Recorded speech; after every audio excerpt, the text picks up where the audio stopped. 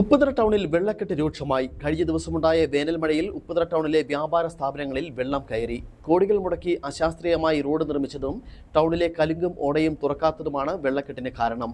പൊതുമരാമത്ത് വകുപ്പിന്റെ ധാർഷ്ട്യമാണ് ഉപ്പുതറയ്ക്ക് തിരിച്ചടിയായതെന്നാണ് ആരോപണം.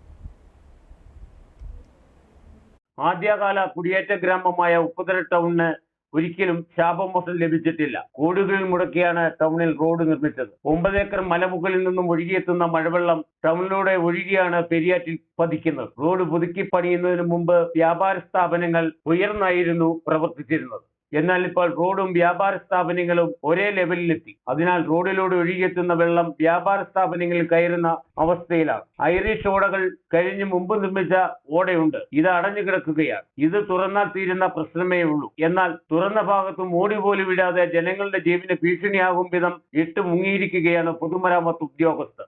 മഴയുടെ ഭാഗമായി ഈ ഉപ്പുതറയിലെ ടൗണിനോട് അനുബന്ധിച്ചുള്ള സൈഡുകൾ മഴവെള്ളപ്പാച്ചിൽ വരുന്നത് മൂലം നിരവധി ആളുകൾക്കും വ്യാപാരികൾക്കും ഒരു വലിയ നഷ്ടം ഉണ്ടാകുന്ന തരത്തിലേക്കാണ് ഈ മഴവെള്ളപ്പാച്ചിൽ.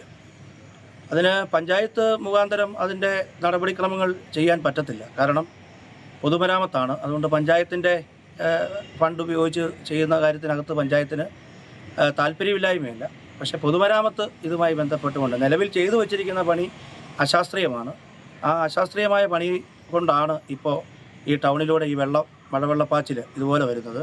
9 ഏക്കർ മുതൽ നിരവധി കലുങ്കുകൾ ഉണ്ടായിരുന്നു. ഇതെല്ലാം റോഡ് നവീകരണത്തിന്റെ ഭാഗമായി അടച്ചു. ഉപ്പുതറ ടൗണിലെ പല ഓടകളും സ്വകാര്യ വ്യക്തികൾ പല വർഷങ്ങളിലായി അടച്ചിരുന്നു. ഇതൊന്നും തുറക്കാതെയാണ് റോഡ് നവീകരണം നടത്തിയത്. അതിനാൽ ടൗണിലെ റോഡിലൂടെയാണ് മഴവെള്ളം ഒഴുകുന്നത്. പൊതുമരാമത്ത് ഉദ്യോഗസ്ഥരുടെ എഞ്ചിനീയറിംഗിലെ പാകപ്പിഴയാണ് ഏറ്റവും വലിയ തിരിച്ചടിയായി മാറിയിരിക്കുന്നത്. Idukki vision news, Upputhara.